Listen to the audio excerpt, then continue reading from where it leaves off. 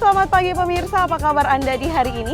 Senang sekali kami dapat kembali menjumpai Anda dalam Berita Papua pagi ini. Bersama saya Cynthia Delima, sejumlah informasi penting dan menarik telah berhasil dihimpun tim redaksi dan akan kami hadirkan untuk Anda.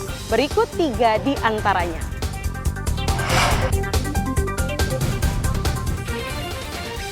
Polda Papua berhasil kuasai distrik Paro dan menggelar olah TKP pembakaran pesawat Susi Air.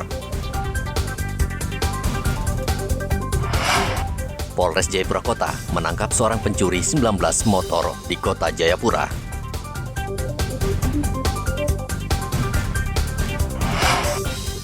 Minyak tanah langka, warga Merauke terus mengantre.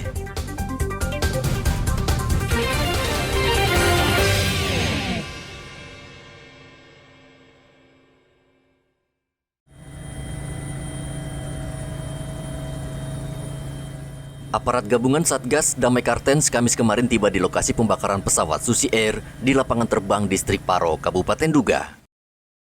Foto ini memperlihatkan aparat telah menguasai kembali lapangan terbang Paro. Saat ini Satgas Damai Kartens bersama tim tengah melakukan olah TKP pembakaran pesawat dan mengangkat puing-puing pesawat yang dibakar agar lapangan terbang dapat digunakan kembali. Kepala Operasi Damai Kartens, Kombes Faisal Ramadhani memastikan Egyanus Kogoya bersama kelompoknya sudah membawa pilot asal Selandia Baru keluar dari distrik Paro.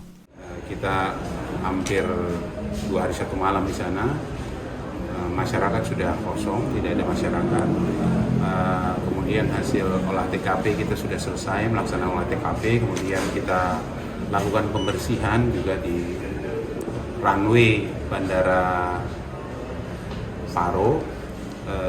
Kita sudah lakukan pembersihan dan besok mungkin sudah bisa kalau memang akan digunakan untuk pendaratan pesawat. Sementara ya tidak ada aktivitas penduduk sama sekali. Tapi pasukan masih ada di sana? Ayo, sampai sekarang dari rekan-rekan Kopasgat yang memang mengamankan bandara juga runway, mereka masih ada di sana. Ya sekitar 80% habis. 80%. Jadi tinggal ada sebagian sayap, kemudian baling-baling sama ekor. Pasukan saat ini sudah ditempatkan di Lapter dan di distrik Paro. Sementara itu di distrik Paro sendiri saat ini kosong setelah ditinggal penghuninya yang eksodus ke kota Kenyam, ibu kota Kabupaten Duga. Selain mengamankan situasi di Paro, tim Satgas Damai Kartens saat ini tengah fokus melakukan penyelamatan dan evakuasi pilot Susi Air Philip Mark Martens yang disandera kelompok KKB. KKB pimpinan Egyanus Kogoya saat ini seolah di atas angin setelah mereka membakar pesawat milik Susi Air serta menyandera pilot Philip Max Martens berkeluarga negaraan Selandia Baru. KKB bahkan semakin berani dengan merilis berbagai video dan foto serta mengancam penerbangan yang melayani distrik-distrik terpencil di Kabupaten Duga. Menanggapi teror KKB, Kapolda Papua Irjen Matius Fakiri menyatakan tidak gentar dan siap menghadapi teror yang dilancarkan KKB. Kita masih berupaya maksimal ya. Walaupun sudah mulai kita bisa ada titik jelas, cuma kan ada warga masyarakat yang pemerintah daerah, yang tokoh-tokoh masyarakat, para gembala ini upayakan untuk berkomunikasi dan berikanlah kesempatan. Kami yakin dan percaya sentuhan dari masyarakat itu bisa membuat ini bisa mudah-mudahan dia luluh, kita bisa dapat apa yang dimaui, kita negosiasi. Mudah-mudahan penyelamatan daripada pilot itu bisa kita lakukan maksimal. Namanya orang kan euforia, itu euforia bagaimana menunjukkan kedikdayaannya. Yang dipakai oleh saudara kalian, Mr. Sebi Sambo yang ada di PNG. Untuk mengantisipasi sendiri, apakah ada kesiapsiagaan dari aparat sendiri? Oh tentunya saya kemarin sudah sampaikan, aparat TNI Polri siap. Kita tidak akan mundur dengan siapapun mereka. Tapi tentunya keselamatan manusia itu lebih penting, itu hukum tertinggi. Jadi kita keselamatan kita utamakan dulu. Memangnya Egi bisa sampai ke Tolikara, dia sampai kemana? Dia Suwangi kan? Gak usah lah. Itu kan yang ada. Memang kita membatasi yang masuk di Duga. Ya. Ini kelakuan Egi membuat sulit saudara-saudaranya sendiri. Kasihan pesawat itu kan melayani ekonomi, melayani logistik di kampung-kampung yang kerjasama antara pemerintah daerah. Apakah dia ini sebagai anak kampung, anak warga Duga yang baik? Saya pikir dia tidak. Dia menyengsarakan saudara-saudaranya. Sehingga saya berharap Egy itu bisa berpikiran yang baik untuk saudara-saudaranya. Jangan berpikir dirinya sendiri. Sampai saat ini, pilot Susi Air masih berada di tangan KKB di wilayah terpencil di Kabupaten Duga. Perwakilan pemerintah Selandia Baru juga sudah bertemu dengan pihak berwenang di Indonesia untuk memantau proses penyelamatan korban. Dari Mimika, Papua Tengah, Igobat Momolin melaporkan.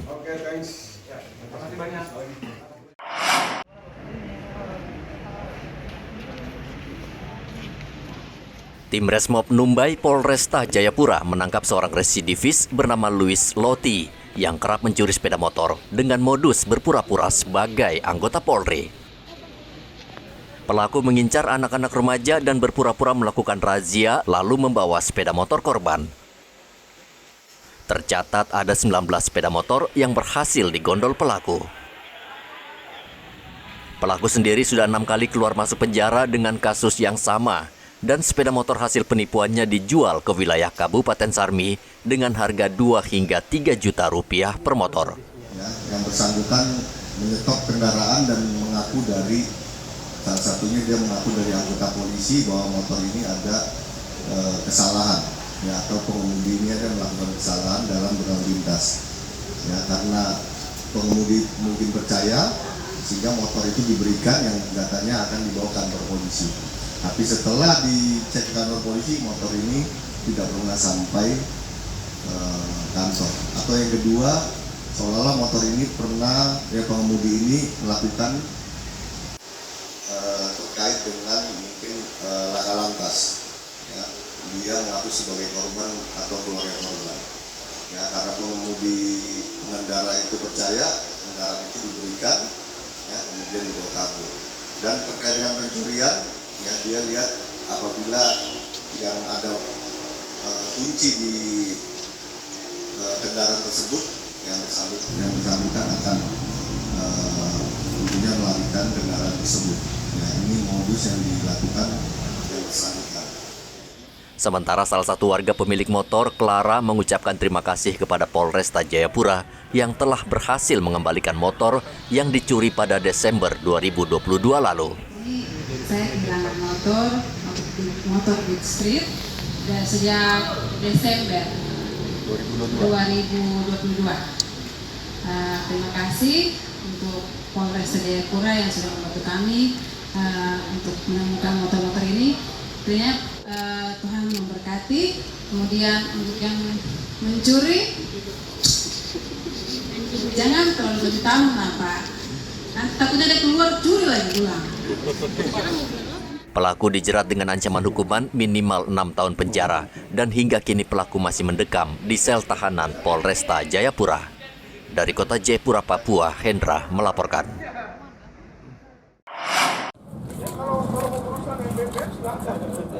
Yanto, salah satu karyawan sebuah perusahaan swasta di distrik Muting, Merauke, melaporkan rekan kerjanya ke polisi karena menganiaya dirinya dengan parang.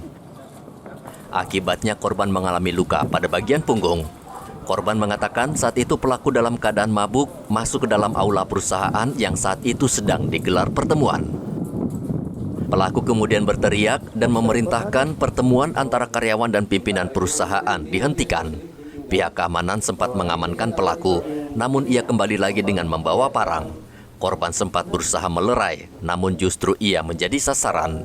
Nah, dengan kejadian ini, korban mengalami luka sehingga membuat laporan polisi dan sampai saat ini dilakukan penyelidikan, kemudian tersangka ditangkap dan dilakukan penahanan. Karena memang terbukti yang bersangkutan melakukan adalah MAK. MAK juga berdomisili di kawasan Muting. Itu rapat apa, Pak? Itu ada rapat untuk konsolidasi para karyawan. Para karyawan. Oh, di PT apa? Iya, di salah satu perusahaan di sana ya. Oh, gitu. PT. Iya, Iya. Dia alasan dari keterangan pelaku ini kenapa dia melarang itu rapat itu? Dia karena kondisinya mabuk saja. Oh, mabuk saja. Mabuk saja. Dia karyawan juga ya, Pak?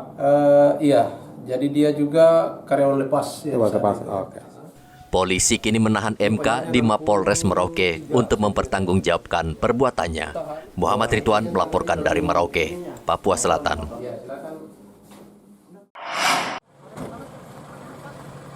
Polres Merauke masih menyelidiki pelaku penusukan terhadap seorang pemuda dengan tulang kasuari.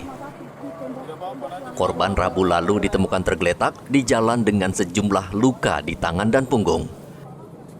Korban juga tidak diketahui keluarganya karena hingga kini belum ada yang datang menjenguknya di rumah sakit.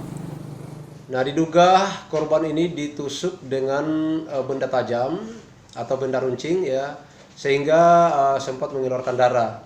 Nah, untuk sampai saat ini polisi memang masih melakukan penyelidikan terkait siapa pelaku dari kasus tersebut. Dan juga untuk keluarga dari korban ini sampai saat ini belum ada yang melaporkan secara resmi ke Polres Merauke.